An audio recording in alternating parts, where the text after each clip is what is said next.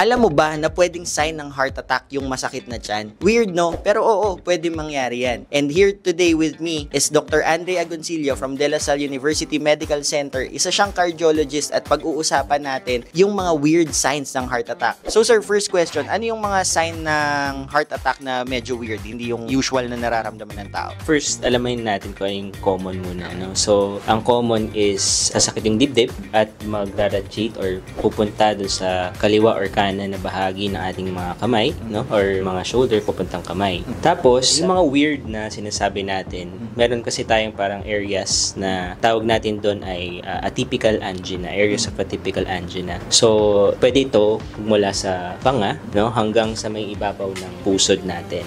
So, pagka meron tayong naramdaman, kunyari sikmura, o kung masakit niyan, tapos kung meron tayong iba pang mga simptomas, kagaya ng hirap sa paghinga, no? Maaari na makonsider na natin to na atake sa puso. Sino yung kadalasan, Dok, na nagkakaroon ng mga ganun na yung tinatawag nga natin na atypical angina? So, maganda tanong kasi bago natin masabi na talagang tinatawag na angina siya, so dapat meron kang risk factors na tinatawag. So, yung mga risk factors, ito yung mga nagtutulak dun sa mga tao na magkaroon ng pagbabarado sa ugat ng puso nila. Yun yung nagiging cause ng atake sa puso. So, ano yung mga yun? So, number 1, yung mga obesity, no? Yung sobrang katabaan. Number 2, yung mga naninigarilyo. Yan talaga yung common, no? Usually. Tapos, number 3, syempre yung mga merong diabetes, yung mga matataas po ang asukal sa dugo. Number 4, yung mga matataas po ang presyon ng dugo, no? So, yung mga hormonal problems, for example, yung mga post-menopause na mga babae, minsan, same na sila ng level ng risk ng lalaki no, pagkatapos ng menopause nila. So, Dok, mas madalas ba to sa matatanda o mas madalas siya sa mga kabataang inaatake sa puso? Kasi madami na rin inaatake ang kabataan ngayon eh.